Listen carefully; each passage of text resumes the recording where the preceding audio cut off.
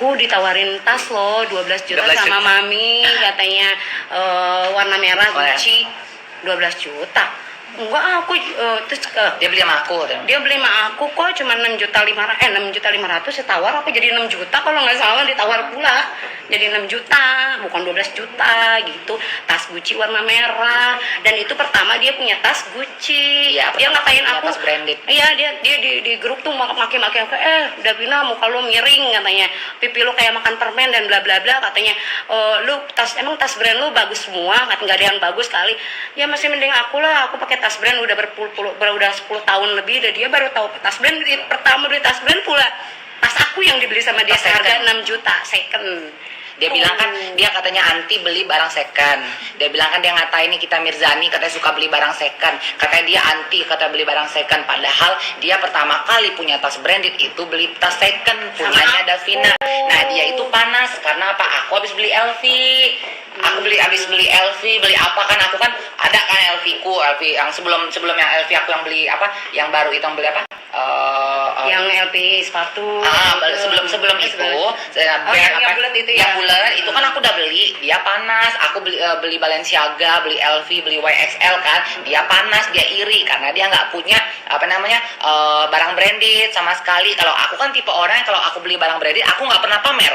Pernah nggak aku pamer, nggak pernah aku story, nggak pernah kan, aku nggak pernah pamer karena memang aku pikir malu gitu loh, malu yang ada kita dikatain norak gitu kan kalau pamer-pamer kayak gitu, beda sama dia gitu. Akhirnya belilah itu barang second, tas second dari Davina gitu.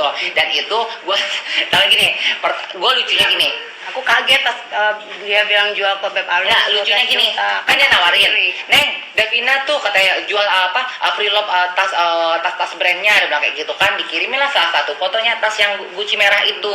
Terus udah gitu kan, enggak Ami, gue bilang kayak gitu, gue lagi lagi nggak butuh tas branded karena kan tas gue abis beli tas, udah kayak gitu kan. Udah tuh tiba-tiba kucuk gue ke Jakarta tuh, ke Kalibata tuh kan, langsung cucok lah pada yang ngeluarin pakai tas Gucci tuh, cucok lo dia lo tasnya Gucci lo, katanya ini kan udah lama lu aja baru ngeliat. Gue langsung kaget gini, dapat gue lah, bukannya kemarin lu ngirim gue suruh bayarin ini tas Davina. Jadi kan gue nggak mau ngebom dia ya, takutnya dia marah sama gue kan. Makanya waktu dia malam WA aku marah-marah, lu punya masalah apa sih Davina sama gue? Kan gue kaget kapan gue nyindir dia kan. Terus aku bilang, tapi dipikir-pikir emang ya sadar ya dia punya masalah sama aku ya. Saat yang aku endorse nggak diposting itu emang bukan salah, kan nggak merasa bersalah. Jadi itu, oke, sekarang kita panggil lagi Ardian. Bye. Mantan, Love you so much. mantan asisten kakek cabul.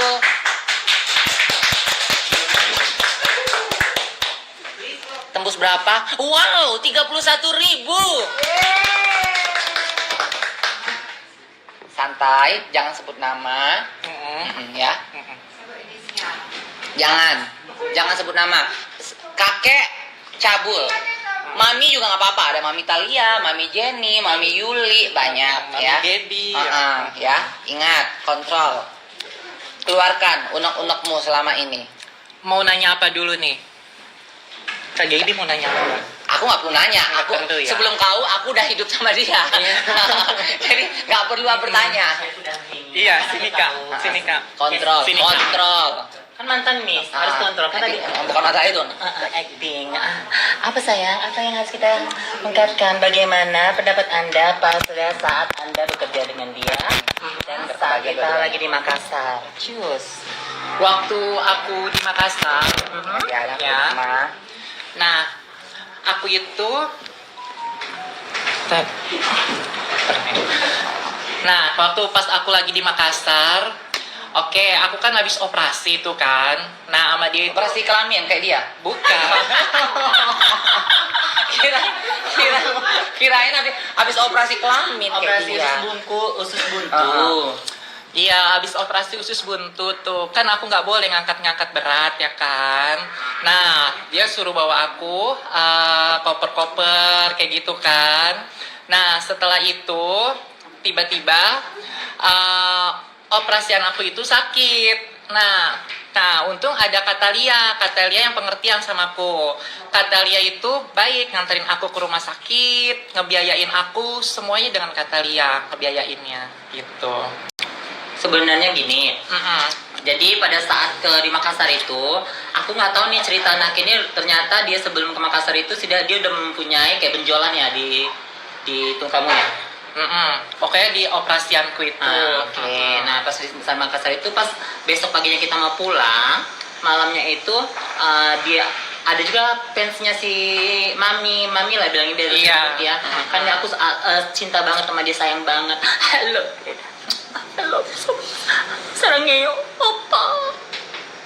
Udah terusin. Nah, habis itu Durasi. ada fansnya, Benar. ada fansnya. Terus dia bilang, Kak, cek dong si Adrian sakit kenapa? Mungkin kali lagi lelah di berolahraga di kamar. Aku bilang gitu. Aku tuh nggak percaya. Beneran Kak, itunya berdarah. Apanya berdarah? Kemaluannya. Masih jiwa-jiwa mis ya, kemaluannya. Kok bisa? Terus Adriannya mana? Ada di kamar si Mami. Nah, kok nggak keluar? Terus aku gedor dong kamarnya, aku bilang, aku buka. Kamu kenapa? Coba buka celana kamu. Aku bilang gitu. Ini Kak, ditunjukin ternyata kemaluannya itu sudah berdarah. Ya aku langsung otomatis, kena aku merasa dia teman aku bilang, ayo kita ke rumah sakit, ngapain di sini nunggu besok apa sekarang aja, aku bilang gitu. Langsung ke rumah sakit, diantar sama fansnya kita. Iya. Fansnya kita kayak berasa artis, fansnya Mami. Nah seperti itu. Habis itu emang iya si Mami itu mengasihkan ATM ke aku, tetapi di situ di rumah sakit itu tidak bisa untuk debit. Nah, aku bayar pakai duit cashku, aku belikan pampersnya. Pakai pampers kamu kan kayak lala kakek ya, karena aku belikan kan. Nah, pas pulang itu dia tanya, berapa pembayarannya?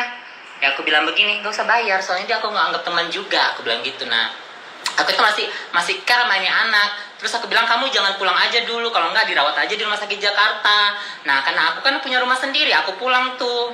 Nah tiba-tiba dia bilang, Kak aku udah pulang ya gini ke kampung, soalnya aku lebih bagus berobat di kampung. Dia bilang begitu. Oh nggak apa-apa, nanti kalau udah sembuh ke Jakarta lagi. Aku nggak tahu tuh keluhan dia pada saat dia bekerja sama si Mami. Nah pada saat di Makassar juga sarapan itu kan cuma ada 2. Nah kami itu kan ada 3. Nah, saking aku itu tadi berjiwa iblis lah ya, nggak usah baik bilang gue nggak baik juga sih orangnya gitu loh. Terus itu aku bilang si Adrian ini kan nanti akan dibuat kerja 1 harian itu. Aku bilang, Adrian kamu makan yang 1 ini aja. Terus itu nanti aku bagi 2 sama dia aja. Aku relakan makananku buat dia dan kami setengah-setengah. Kalau dia seandainya seorang bos yang baik, seharusnya dia pesankan dong 1. Dia kan buat 3 orang, 1 asistennya, 1 aku, dan 1 dia. Nah, tapi ya begitulah tadi sifatnya ya begitu, yang mau bilang apa. Nah, Benar. terus itu pas saat kamu kembali lagi ke Jakarta kan? Benar. Pas kamu yang cerita masa aku kamu cerita. Ingat ya kontrol nama ya. Gitu. Apanya? Kok Yang kamu- pas aku ke Jakarta. Nah pas aku balik ke Jakarta, nah aku itu udah mulai gimana gitu ya. Aku kok jadi nggak nyaman gitu, kayak ngerasa aku tuh ngebatin gitu kan. Karena apa? Dia lupa naruh barang, aku yang diomelin, Ya, jadi aku kayak yang kena semprot. Dia kan gitu. maki-maki kan? Iya, aku dimaki-maki seperti itu. Lalu dari situ aku kurang apa coba, maksudnya kok bisa ya aku nggak dihargai gitu. Terus pas kemarin aku lihat aku disebut oleh dia aku sebagai babu itu gitu kan. Aku gimana ya, sedih hatiku, aku kok dia nggak menghargai aku gitu atas apa yang aku lakukan terhadap dia gitu maksudnya.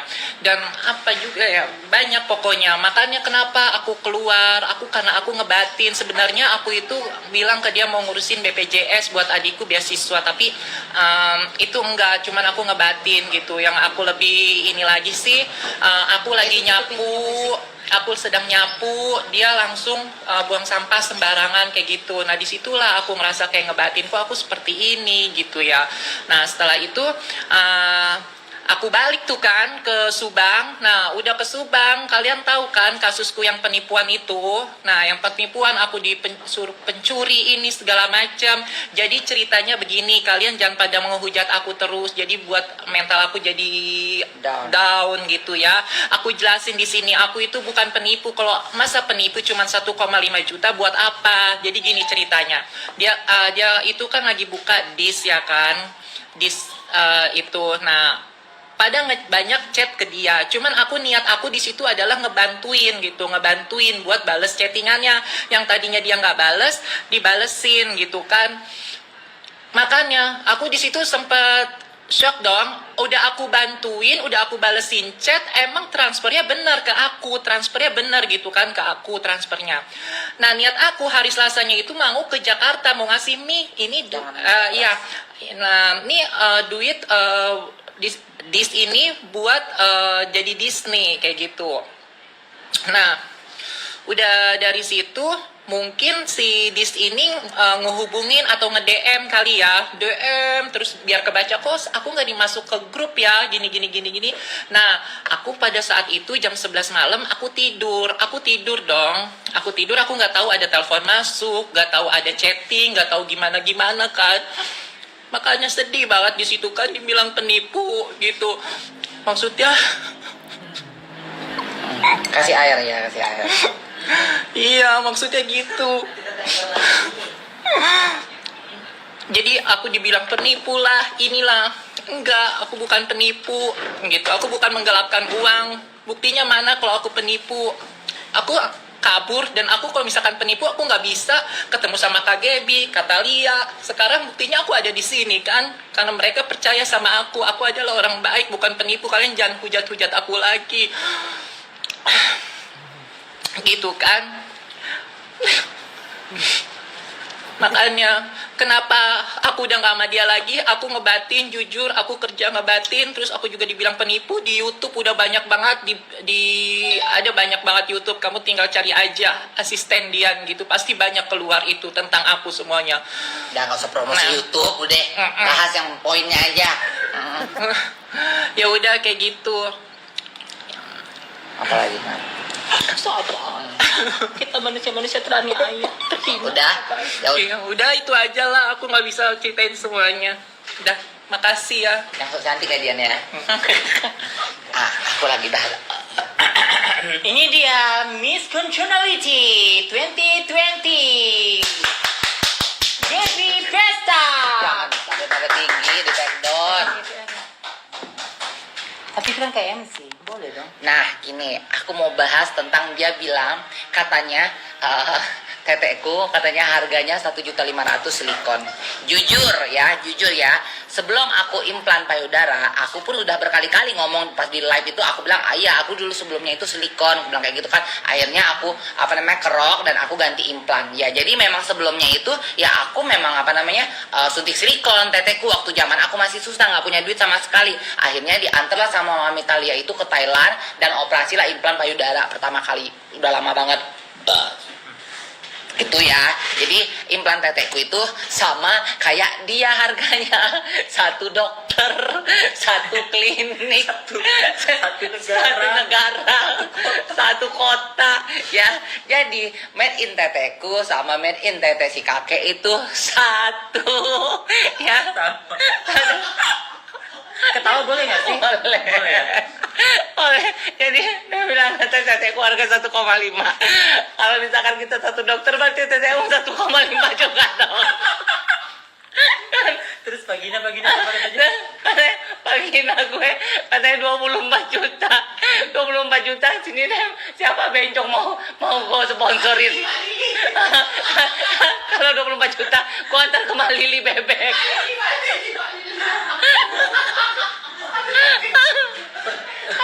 Pertanyaannya kenapa ya kalau barang orang semua murah? Diam. Operasi 24 juta itu Mekinya Matalia. Mekinya malah lebih murah daripada 24 juta. 4 juta doang. Ada aksesorisnya loh, Beb. Aduh ya Allah. Ya Allah. Ini tukang antar aku operasi ya sama akomodasi. hotel. Ya itu aku pakai bahasa Indonesia. Takutnya Kan dia nggak ngerti bahasa Inggris. Coba dikit-dikit pakai bahasa Inggris. oke. Oke.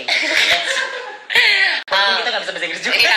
Iya. Aku bisa loh. Aku dikit. Daripada dulu aku nggak bisa bahasa Inggris, aku kau yang ngajarin. Oh, oke. Ya, yes. Udahlah mau bilang nanti aku deh katain lagi sosok linggis kan. Jadi akhirnya dia tukang anterin. Jadi itu semuanya itu ditotalin kalau sama hotel, makan, transportasi, sama uang belanja aku di sana, uang yang lain-lainnya semuanya jajanku semua karena Mami Taliani tahu aku nih kuat jajan, ya. Aku setiap hari itu mau aku pengen ini, mau aku pengen duren, mau aku pengen buah. Dia tahu banget dan dia nurutin semua yang aku mau gitu loh. Jadi itu kalau misalkan dihitung ditotalin hampir 150 juta. Aku tidak pernah bilang harga operasian nenenku sama kuntulku itu 150 juta, tapi aku bilang hampir 150 juta itu kalau ditotalin semuanya. Ya, karena waktu operasi kuntul aku prepare duit 80 juta kan, 80 juta. Kalau ini aku prepare duit 50 juta kan. Iya. Akhirnya kita sampai sana aku ngelonte lagi kan. Iya. Nah, dia saksi hidup. Aku udah cerita semua. Kalau di live aku sering cerita. Jadi sampai di Thailand pun itu pun aku masih dalam keadaan Masih dijahit. masih jahit. Aku tuh Shopping. aku shopping. Makanya kita berantem. Iya, aku shopping. Nah, Mami Talia tuh marah. Dia nggak suka, maksudnya istirahat gitu loh. Aku maksain, aku stres. Aku bilang, aku di kamar stres. Aku pengen belanja, pengen shopping. Jangan, nanti duitmu habis. Akhirnya karena dia nggak mau duitku habis, malam-malam aku pergilah kabur. Aku pergi ngeluntang. Ya, aku pergi ngeluntang. Tapi aku udah ngomong sama tamunya. Aku bilang, aku habis operasi tete ya. Aku bilang kayak gitu. Jadi jangan bejek-bejek tete aku, jangan pegang-pegang. Jadi aku ngewong itu tetekku ku giniin karena aku masih sakit kan, aku ngewong begini karena saking aku pengennya belanja gitu loh, biar karena Mami Talia nggak mau ngasih duitku gitu karena dia kan tahu aku boros kan, kalau udah aku pegang duit itu pasti habis gitu. Akhirnya ya udah tuh itu bahas itu ya. Nah terus dia bilang bahas yang aku nggak suka sama Milen. Demi Allah, demi Rasulullah, nggak dapat rezeki seumur hidup, mati aku dalam kecelakaan apapun kalau aku bohong ya. Dia itu buka pintunya deh, berisik itu jadinya. Tutup kan dia benar. Itu kedengaran bunyi motor kebuka. Tutup memang kedengaran. Itu motornya emang begitu berisiknya. Binatang memang motor itu tuh. Iya sama kayak bacotnya si kakek itu, sama binatang itu. Heboh kali bacotnya dia itu. Iya. Tarik nafas sih, Miss Queen Indonesia, please. Ya. Nah, oke, tenang, silent. Jadi dia bilang katanya, nih ya, Neng, kita jebak yuk, katanya si Milen yuk. Gue bilang, ih nggak boleh loh Mi, gue bilang kayak gitu. Dia nggak jahat, gue bilang kayak gitu kan. Dia nggak jahat. Lu suka ya sama dia? Bukan masalah suka atau enggak, gue bilang kayak gitu kan. Karena dia nggak pernah jahat sama aku. Masa kalau misalkan dia nggak pernah jahat sama aku, kita harus ngejebak dia atau apapun gitu.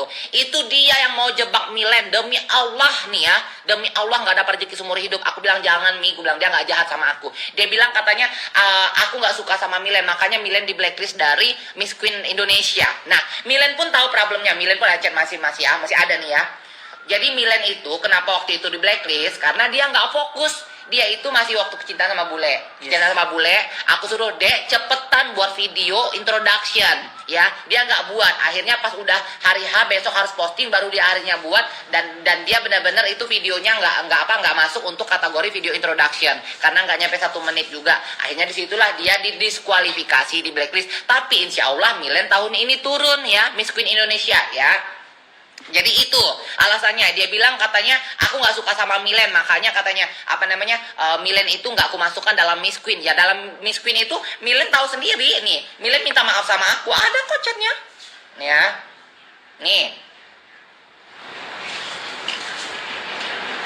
Mana ya? Ntar dulu.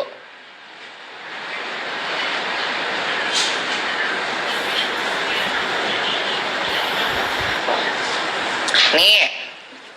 Kakak, sorry ya, aku bukannya nggak mau berpartisipasi, tapi aku udah gugur. I hope kakak mengerti, aku udah berusaha buat photoshoot dan lain-lain, tapi aku kesel banget sama fotografer yang kemarin udah buat video 2 menit sekalian di Bali itu. Jadi aku minta maaf kalau nggak bisa ikut dan nggak siap. Semoga sukses acaranya, jangan marah sama adiknya ya kak. Terus aku bilang, kamu bener-bener buat kakak kecewa loh dek, aku bilang kayak gitu. Nah, Udah tuh kita bahas, udah setelah itu kita pembahasan job. Dek, gue bilang ada job, bilang hari Sabtu, malam Minggu di Embok, gue bilang kayak gitu kan, fashion show, fashion show kah? Oke, udah tuh. Jadi nggak ada, jadi semuanya memang kita memang ada pembicaraan gitu loh. Milen nggak masuk pun Milen udah minta maaf sama aku gitu loh. Akhirnya ya apa namanya, udah tuh case close. Dia bilangnya katanya Milen nggak masuk itu karena aku nggak suka sama Milen. Kalau aku nggak suka sama Milen, nggak mungkin ya Milen keluar dari penjara. Aku orang pertama nih, aku dihubungin langsung nih. Ya, dia nelpon aku nggak aku angkat karena nomor baru kan, nih. Terus dia ngubungin aku nih, ya, Kak, Milen new number, ya, Kak, Milen new number. Nah, maaf ya, Kak. dia sampai dia di dalam aja dia nyampein sama beberapa teman, dia nggak enak sama aku, dia minta maaf sama aku, ya. Jadi itu si kakek itu yang mau ngejebak Milen itu sampai masuk penjara. Itu udah dibahas. Kalau LL, demi Allah demi Rasulullah nih ya, saksi hidupnya ada Stasia. Itu yang ngejebak dia itu adalah si kakek cabul, ya. Sabar. Saya juga ngomong ke aku kok. Tunggu dulu, sabar. Sabar ya. Jangan sampai emosi. Sabar. Jadi ya, itu kan LL kan memang pada waktu itu kan di Bali, ya, di Bali. Nah, katanya LL di Bali nih, terus dia bilang, Neng, buruan lo katanya balik ke Jakarta. Dia bilang kayak itu, balik ke Jakarta. Dia bilang kayak gitu kan, gua bakal ngasih kejutan sama lo. Apaan dulu? Dia bilang kayak gitu kan, langsung udah lu balik aja. Akhirnya aku balik lah itu pesawat, nyampe aku pokoknya Jakarta, di apartemennya itu malam. Aku nyampe malam, lu lihat ya katanya malam ini LL itu pasti ketangkap. Dia bilang kayak itu langsung, kok lu bisa tahu? Nih ya katanya, udah tuh. Ternyata dia telepon-teleponan sama Polelanya. Dia telepon-telepon sama Polelanya. Polelanya dikasih duit 15 juta kalau nggak salah. Terus dikasih duit itu 1,5 juta untuk beli narkoboy. Beli narkoboy itu Ineke 2 butir ya. 2 butir dia kasih tahu sama Polelanya. Pokoknya LL itu suka nyimpan ini di sini. Nanti lu periksa aja bagian lemarinya, bagian lacinya di sini nih. Dia yang ngasih kode. Kenapa dia bisa tahu alamat LL? Nah, dia ngubungin adminnya LL, terus dia pura-pura mau endorse. Akhirnya dia transfer tuh uang endorse itu dengan cara kayak begitu dia bisa dapetin alamat lengkap LL untuk ngirim paket, alasan dia kan untuk direview. Dari situlah akhirnya Polelanya itu nge-tracking ya. Polelanya itu nge-tracking GPS ya. GPS LL dari Bali semua. Nah, dia udah di airport.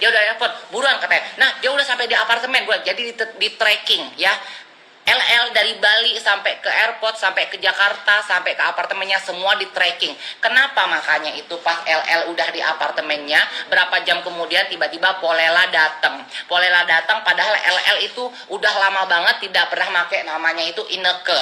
Dan tiba-tiba ada dalam tong sampah LL itu Ineke. Nah, itu dari siapa coba? Itulah dari dia, dari si kakek cabul itu yang beli Ineke itu, dan disuruhnya lah Polela itu yang dibeyongnya itu 15 juta itu masukin ke dalam tempat sampah itu. Dia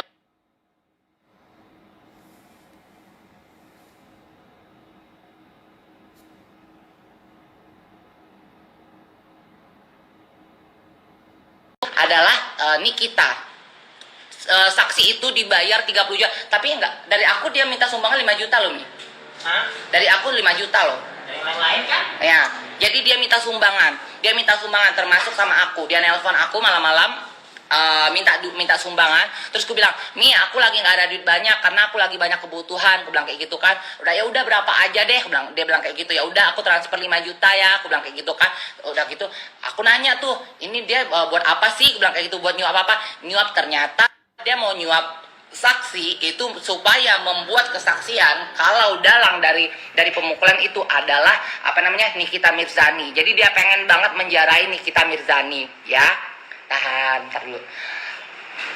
Kontrol, takut supaya live-nya nggak di take down. Supaya live-nya bisa di save kan. Jadi dialah dalang, padahal dia dalang dari segala dalang itu. Jadi dia ditonjok, memang beneran ditonjok, tapi ditonjok itu belum nggak tahu itu suruhan Nikita Mirzani atau bukan gitu kan. Karena apa? Mulut dia kan suka lantam. Dia kalau ngeliat orang kan gini. Jadi pada waktu itu ada orang Asimbon lewat, dia ketawa ya nih. Dia ketawa-tawa. Jadi orang Asimbon itu lewat, dia ketawa-tawa. Kayak nawain gitu loh, nawain. Sekarang kalau misalkan pas nawain kayak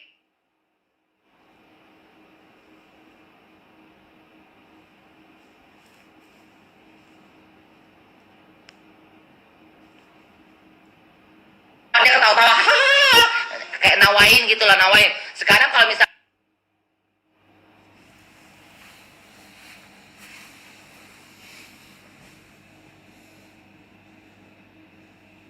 kan pas nawain kayak gitu, siapa nggak tersinggung? Kak, hanya orang Asimbon itu balik lagi darah. Itulah kesempatan dia, sampai dia nelpon aku, demi Allah nih ya, demi Allah, demi Rasulullah, nggak dapat rezeki lagi nih ya, aku bersumpah lagi nih ya. Dia bilang, Neng, Wisik,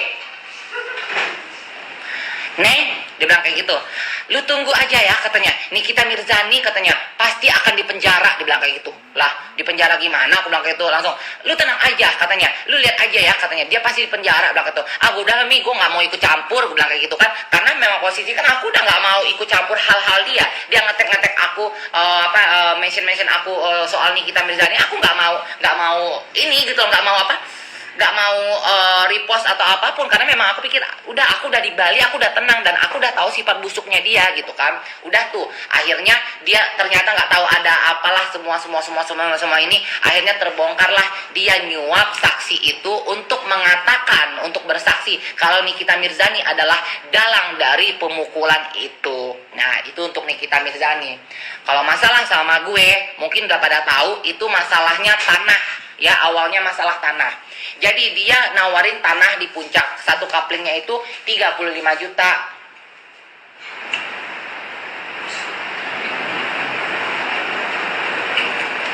Enggak, kan aku kan bilang Polela, aku bilang LL, enggak apa-apa. Aku nggak bilang nama, ya kan bilang LL, Polela kan, nggak apa-apa. Jadi apa namanya? Tadi aku ngomong Tanah di Puncak. Oh iya, tanah Puncak. Jadi aku disuruh lah beli tanah tuh di Puncak. Aku bilang kayak gitu kan, murah loh. Oh ya udah deh, aku mau deh. Aku bilang kayak gitu kan, karena tergiur ya. Satu kapling itu 35 juta. Udah tuh, pergilah kita ke Puncak. Oh, dia story tanahnya yang berapa hektar dan lain-lain itu, dan itu halusinasi. Itu tanahnya goib. Aku DP lah 9 juta, ada nih ya buktinya ya.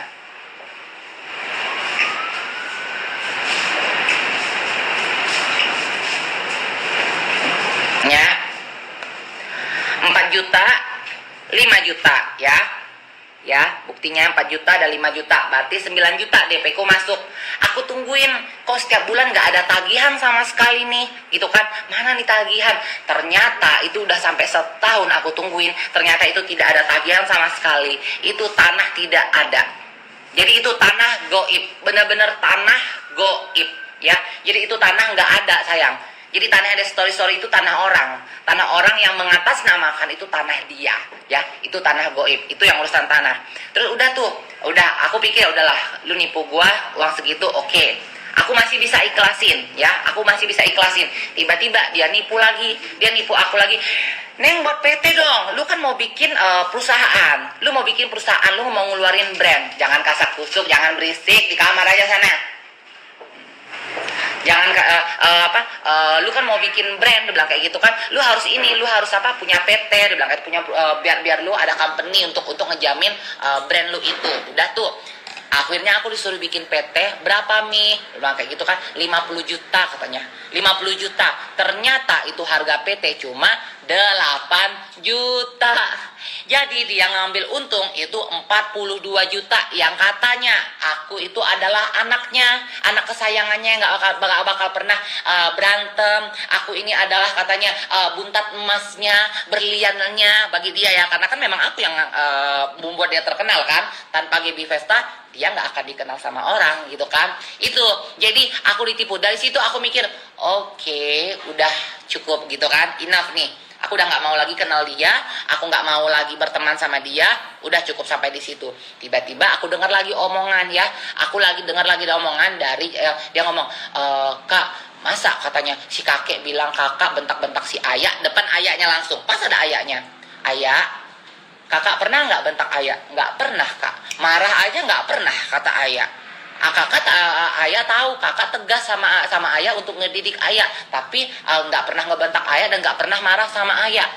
Jadi dari situ kan berarti dia nggak ada omongan, membuat omongan seolah-olah aku ini jahat yang suka ngebentak karyawanku. Nah, kayak sampai kemarin dibilang katanya dia live kan katanya, iya katanya itu dibilang aku tuh katanya ngegaji karyawan 1.500.000 makanya karyawanku kabur itu karena gaji kecil. Karyawanku kabur itu karena maling uang warung. Itu bukan kabur, aku berhentiin. Saksi hidupnya semua karyawanku ada karena aku sidang semuanya, ya. Itu aku pecat, aku berhentiin secara terhormat, bukan secara tidak hormat ya, secara terhormat aku bilang maaf ya, aku nggak bisa memperolehkan kamu, ini gaji terakhir kamu, besok kamu nggak usah datang lagi, nggak usah kerja lagi, aku bilang kayak gitu.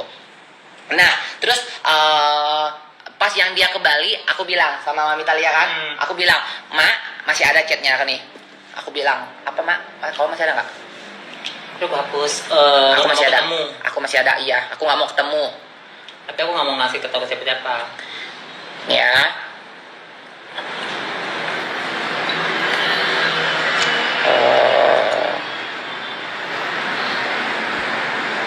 Bentar. Nih ya. Oh ya udah, aku bilang. Nih kami udah mau beli tiket, rencana mau ke Bali. Oh ya udah, tapi nanti di Bali aku nggak bisa nemuin, nggak apa-apa ya Mak. Aku udah males ketemu si kakek, aku bilang kayak gitu. Lo santai aja lah sama gua Nak, kata Mami Talia kan. Kan gua tahu sifat lo. Iya, nemuin kau kan pasti ada dia. Aku nggak permasalahin kali, dia bilang kayak gitu. Aku udah nggak mau lihat mukanya dia. Jadi aku tuh emang udah dari pas dia ke Bali, mau ke Bali pun, aku udah nggak mau lihat mukanya dia gitu. Aku udah nggak mau kenal dia, nggak mau gitu, udah cukup buat aku, udah gitu, enough gitu kan. Aku bilang aku nggak mau lihat muka dia. Terus kata Mami Talia, kalau gua mau ketemu lo kan bisa antar lo ke Jakarta. Udah itu kan kita masih ada chatan WA. Iya gua paham banget, nggak usah kau jelaskan, aku juga ngerti, dia bilang. Terus aku bilang iya, intinya kalau pas sama dia aku nggak mau ketemu siapapun tanpa terkecuali, ya. Aku bilang tanpa terkecuali. Jadi problemnya itu udah lama, cuma aku nggak pernah speak up. Aku berusaha chat orang, aku live, orang nanya, kok nggak sama si kakek? Aku selalu nggak jawab kan, karena memang aku udah nggak mau bahas dia. Dia ngechat aku di DM, nggak pernah aku baca. Dia ngechat aku di WA, nggak pernah aku balas. Dia ngetek aku, nggak pernah aku repost, karena memang aku udah buatku udah cukup. Aku nggak mau lagi berteman sama dia gitu loh. Itu pembahasannya. Untuk yang itu. Kau mau bahas apa lagi? Ada mau bahas lagi? Banyak ya udah, kau bahas tapi kontrol ya. Oke. Ini Nanti. oh, Cantik kan? oke. Jadi aku mau bahas kenapa aku pergi sama dia. Jadi begini. Dia itu ada bermasalah di satu geng arisan kita yang namanya Sise gitu, oke. Jadi pas aku quality time sama dia itu, aku udah terlalu banyak waktuku sama dia sampai aku mengabaikan semua kerjaanku dan sampai aku mengabaikan juga untuk kebahagiaan diriku sendiri gitu loh. Jadi aku menemani dia just a friend dan aku tulus buat dia gitu loh. Jadi pada suatu hari si C ini nelpon aku, bilang dia, Ma, kamu sayang gak sih sama aku? Aku langsung berpikiran, kok ini anak mikir aku sayang sama dia atau tidak. Dia pasti tahu lah aku sayang, semuanya itu aku pukul rata sebagai teman baikku gitu loh. Nah, terus aku bilang, lo kenapa sih? Gue bilang itu, yuk kita ketemu gitu. Nah, pas saat ketemu itu, sebelum ketemunya aku bilang sama dia, Eda, nanti aku mau ketemu sama si C, tetapi aku ketemu dulu sama si D di sini gitu. Nah, tetapi pada saat itu aku ketemunya di tempat berbeda di mall, karena pada saat itu aku mau beli pompon baru. Nah, pompon baru itu aku ditelepon sama store-nya itu ready-nya di jam 3, adanya di mall ini. Langsung aku bilang masih si C, gue nggak bisa deh kalau misalnya ngejemput lo atau langsung direct ke sana jam segini tuh nggak sempat lagi, soalnya pon-ponku itu datang jam segini gitu. Nah, jadi sebagai aku teman yang baik, takutnya nanti tempat yang itu kan adalah tempat di mana dia selalu ada. Aku bilang, Eda, nanti aku ketemu si C itu di sini. Kenapa? Aku takut nanti pas-pasan dibilang dia, loh, kok lu tadi bilang ngomong di sana, habis itu kok ngomong di sini, kan nggak enak gitu. Jadi aku kasih tahu dong. Nah, pada saat aku kelar itu pon-ponku aku dapat, nah kita makan dong di satu resto gitu. Tiba-tiba mereka datang dong. Nah, gimana kita nggak canggung? Kalian pikirlah, dia lagi bermasalah dengan si C. Nah, terus aku lagi ngajak makan si C.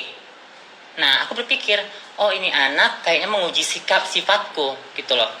Nah, di situ aku bilang, si C bilang, gimana ini, Mak? Ya udah, gini aja, say hello ke dia. Habis itu kita tunjukkan sikap. Kenapa? Karena aku sudah sebelum kita bertemu itu sudah izin sama dia dulu. Aku ketemu dirimu di sini dan di sini dan di sini. Kurang tulus apa aku berteman? Tidak ada kebohongan. Oke. Tiba-tiba pulang dari situ itu aku langsung ditelepon sama dia, di WA dulu. Apa yang diomongkan si C sama kamu? Otomatis aku bilang tidak ada. Karena aku tahu mereka ini lagi ada ketidaksukaan satu sama lainnya. Terus dia bilang, tidak mungkin. Dia tidak ngomong apa-apa dengan kamu. Sama yang lain aja dia ngomong. Ya udah, ngomongkan aja. Tipe aku itu tidak mau menyampaikan omongan orang. Kenapa? Kalau aku sampaikan, aku tahu kan sifat dia arogan, segala macam, sedikit-sedikit meledak. Ya, sedikit orang-orang meledak. dikatain gembel, Nah, orang-orang semua dikatain miskin. sehingga aku aja dikatain Kan aku miskin. ada poin lagi tuh. Aku itu Nanti kau terusin aja dulu. aku itu tidak mau seperti itu. Terus dia bilang, ya udah, kalau misalnya kamu lebih membela ke sana, aku tidak mau ketemu kamu lagi dengan ikon kata-kata. Ya aku bilang nantiku, ya kalau lu harus suruh aku memilih, aku tipe orang yang tidak bisa memilih. Kalau misalnya aku mau berteman sama kamu, ya udah. Kalau misalnya aku kesini, kalau kamu lagi ada masalah, aku kesini. Tapi omongan yang di sini aku nggak mau nyampaikan ke sini. Yang kesini pun aku nggak mau nyampaikan omongan yang kesini. Jadi aku di tengah. Dia tidak mau seperti itu. Jadi sama mau dia itu aku selalu ada di samping dia. Nggak bisa. Mereka itu sama-sama aku kenal dan sama-sama baik sama aku. Walaupun dia yang mengenalkan ke aku atau siapapun yang mengenalkan ke aku, intinya mereka berbuat baik sama aku. Ya udah, dua-duanya aku pegang gitu loh. Ya kalau dia suruh memilih, aku tidak memilih siapapun. Nah, aku lihat nih siapa yang mulai mendekati aku sendiri tanpa aku yang datang ke mereka. Nah, si C itu manggil aku, ngajak aku ketemu. Aku lihat kok dia yang caring ke aku, ya udah aku kesana. Akhirnya disitulah ujung kekecewaan dia dengan aku. Nah gitu, sampai terimbas ke hal kaos seperti ini. Terjadilah siapa sih sebut ya? Hah? Ke yang belikan kaos ini. Alin nggak apa-apa. Alin Orang gitu. tahu. Nah juga dia tuh ya tipe orang yang jadi aku ingat banget aku mau bahas lagi. Jadi ceritanya waktu itu kan kita makan di sushi di Kalibata. Udah gitu dari uang yang kita bayar itu ada kembalian kalau nggak salah 6.000 apa 7.000. Terus aku kasihin semuanya sama waitressnya, dikejar. Demi Allah nih nggak dapat rezeki nih, dikejar waitressnya, langsung diambil gitu. Ih, aku bilang, langsung aku bilang, kok diambil lagi, itu buat tips dia. Gak boleh katanya, gak boleh ngasih orang tips, itu gak boleh katanya. Itu hukumnya haram. Sejak kapan kita bersedekah sama orang itu hukumnya haram, ya? Di mana-mana pun namanya kita bersedekah itu malah bagus, itu untuk amal ibadah kita. Dibilang hukumnya haram. Itu yang pertama. Kedua kali kita mau keluar dari parkiran Kalibata. Nah, terus pada waktu itu tuh dia nggak, kalau nggak salah itunya habis ya, kalau nggak salah, terus harus bayar cash. Dia mau bayar cash, udah mau bayar cash itu parkir kalau nggak salah berapa gitu ya, 3.000, 4.000 ya, apa berapa gitu. Udah gitu dia ngasih duit 5.000 dan aku bilang, dah Mas ambil aja, aku bilang gitu. Gak boleh, dia bilang gitu. Balikin Mas. Jadi 1.000 rupiah pun harus dibalikin sama dia. Dia bilang jangan dibiasain, nanti kebiasain kayak begitu tuh. Dia bilang kayak gitu kan. Ini minta duit sama orang. Dibilangnya kayak begitu. Nah, aku mau bahas lagi, makanya aku nggak sukanya sama dia itu begini. Jadi setelah kami pisah itu, mereka itu akan ada tanda tangan kontrak untuk suatu produk. Nah, si Alin ini mengajak aku, ya udah, Mak kamu ikut dong sekalian ketemu si G gitu, si G. Oh iya, aku juga pengen menyampaikan sesuatu yang ada di hatiku ke dia gitu, dan ada banyak hal yang aku dengar begitu. Ketemulah kita di satu mall itu. Nah, ketemu juga si Go itu bawa dua, sama si Bos sama si D. Nah, si D. Nah, kita itu ada si M, ada si T, ada si A. Nah, pas makan-makan situ ya aku tentunya beretika dong. Nah, si B itu kan yang membawa kita makan situ dan dia itu sebagai bosnya. Boleh kan saya makan duluan, seperti itu kan? Itu namanya bukan satu yang kayak mau ambil muka. Namanya itu etika, kita pertama kali first impression kita ketemu sama orang gitu loh. Nah, bicara-bicara, kalau aku langsung berdebat sama si G, karena aku orangnya tipe yang straight to the point. Kalau nggak suka sama orang, ayo kita kelarin, setelah itu kita baikan, enough, nggak ada lagi masalah buat aku gitu loh. Tetapi kamu harus tahu, aku kalau nggak suka, aku akan ngomong sama kamu dimanapun kamu ketemu, aku ngomong. Habis itu kalau aku merasa salah, si G nya bilang gini, lu lagi satu Mak, kalau misalnya ada lu dengar dari orang begini-gini, jangan lu makan mentah-mentah. Oh iya, dan mati gue, ya juga ya. Jangan ini nanti di take Iya. down. Jangan makan mentah-mentah, katanya begitu. Oh iya juga ya. Ya udah, aku bilang kalau misalnya aku salah, aku minta maaf ya Nak. Tuh, jiwa besar kita. Kalau kita ada merasa salah, harusnya kita minta maaf gitu loh.